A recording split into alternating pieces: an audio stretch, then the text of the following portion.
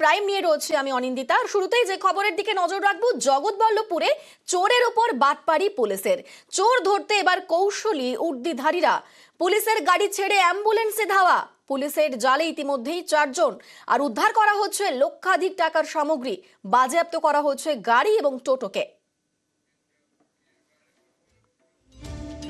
জগৎবল্লভপুরে চোরের উপর বাটপাড়ি পুলিশের। চোর ধরতে এবার কৌশলী উর্দিধারীরা। পুলিশের গাড়ি ছেড়ে অ্যাম্বুলেন্সে করে ধাওয়া সেই চোরেদের।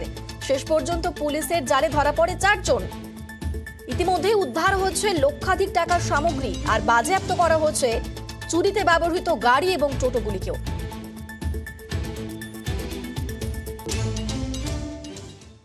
দুটো কেসই আজকে আমরা ডিটেক্ট করেছি, আসামিদেরকে অ্যারেস্ট করা হয়েছে। এখানে 4 জন আসামিকে আমরা অ্যারেস্ট করেছি।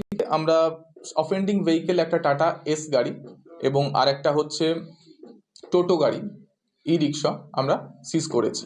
এবং যে হাইড্রোলিক জ্যাক যেগুলো চুরি গিয়েছিল, পাইপ যেগুলো চুরি গিয়েছিল, সেগুলো আমরা রিকভার করেছি। পাইপগুলো হচ্ছে আপনার আনক্লেম প্রপার্টি হিসাবে, সেগুলো অলরেডি আমরা সেগুলো সিজ করেছি এবং কোর্টের অর্ডারে সেগুলোকে তার ওনারদেরকে আমরা দিয়ে দেবো। ইসি রিমান্ডে 3 জন আছেন আর নতুন করে অ্যারেস্টেড 4 জন আছে।